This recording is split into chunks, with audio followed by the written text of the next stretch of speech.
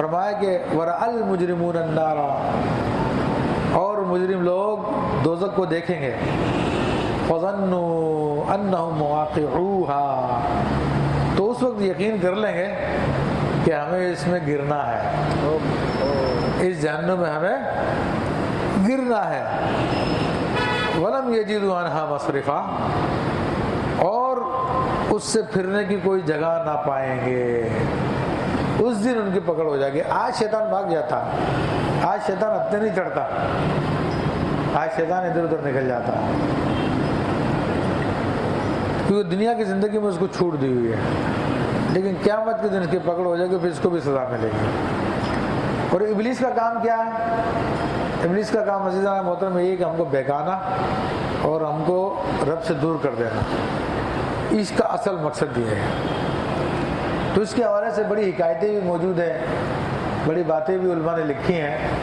ایک حکایت میں آپ کو بیان کر کے بات کو ختم کرتا ہوں، گفتگو کافی ہو گئی ہے لیکن یہ حکایت اچھی ہے سمجھنے کے لیے اور بات کو ذہن میں بٹھانے کے لیے۔ وہ کہتے ہیں بنی اسرائیل کے اندر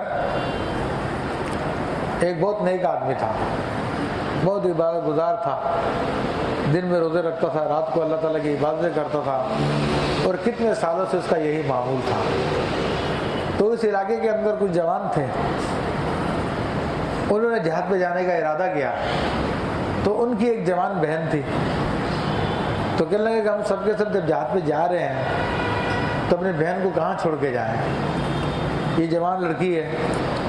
بہت سوچ و بچار کیا، بہت غور کیا، بہت غور کرنے کے بعد ان کے ذہن میں یہ بات آئی کہ یار وہ جو علاقے میں ہمارے جو عبادت گزار آدمی ہے نا، جو صبح پورے روزے رکھتا، دن میں رات کو قیام کرتا، نمازیں پڑھتا، بہت نیک آدمی ہے، اس کے بعد چھوڑ جاتا ہے اپنی بہن کو۔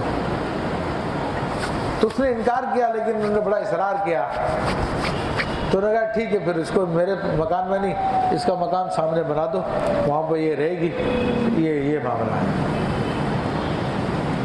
تو وہ چھوڑ کے چلے گئے۔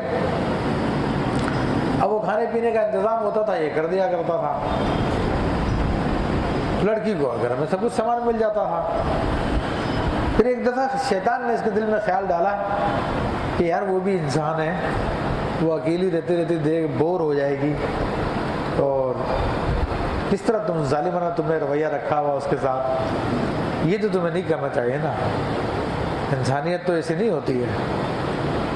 تو یہ بڑا فلاسفر بن کے آتا ہے شیطان، اور نیک لوگوں کے پاس جو ایسی ہمدردی کی باتیں لے کر آتا ہے، سائنسدانوں کے پاس سائنسدان والی بات لے کر آتا ہے، شیطانوں کے پاس شیطان والی بات لے کر آتا ہے۔ تو جیسا آدمی ہوتا ہے اس کے نفسیات کے مطابق ٹریٹ کرتا ہے۔ تو اس نے کہا کہ چلو ٹھیک ہے، یہ ہے کہ دور سے جو ہے اس کو دیکھ لیا کریں گے۔ تو یہ پھر سیٹنگ ہوگی دور سے دیکھنے کی۔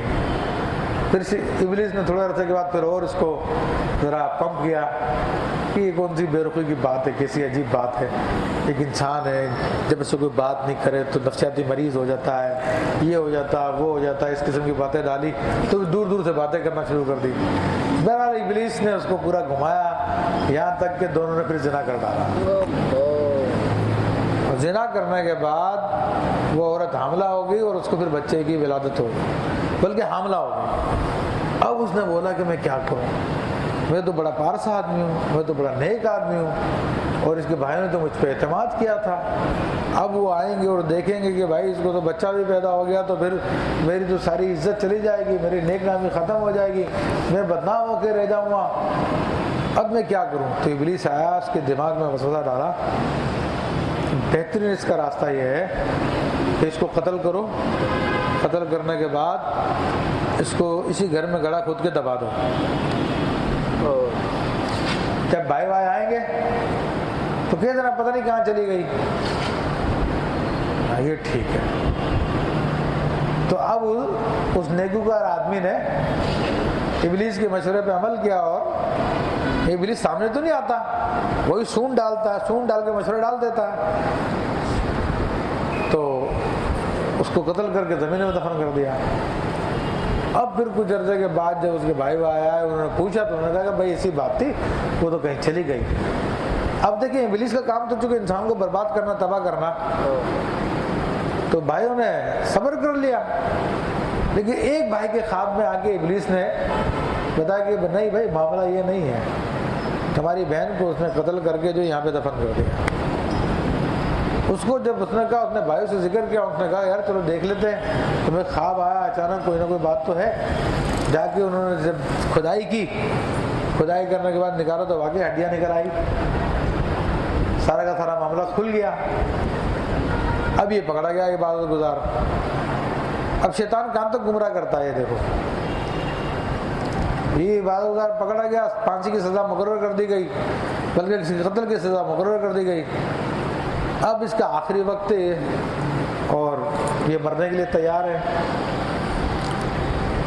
اب ابلیس اور نے کہا دیکھ میری طاقت کا اندازہ کر لے کہ کس طرح میں نے تجھے لڑکی سے زنا کروایا، پھر میں نے تیرے ذریعے اس کو قتل کروایا، اور پھر اس کے بھائی کو بھی میں نے بتایا، اور اس پھانسی کے تختے تک بھی میں تیرے کو لے کر آیا ہوں۔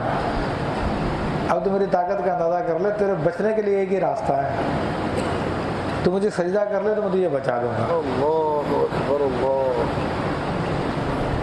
کیونکہ اس نے گناہ تو کیا تھا، کفر نہیں کیا تھا، وہ کہ گناہ بہت سخت تھا یہ، لیکن سب سے بڑا گناہ تو شرک ہے۔ اب ابلیس اس سے شرک کرواتا،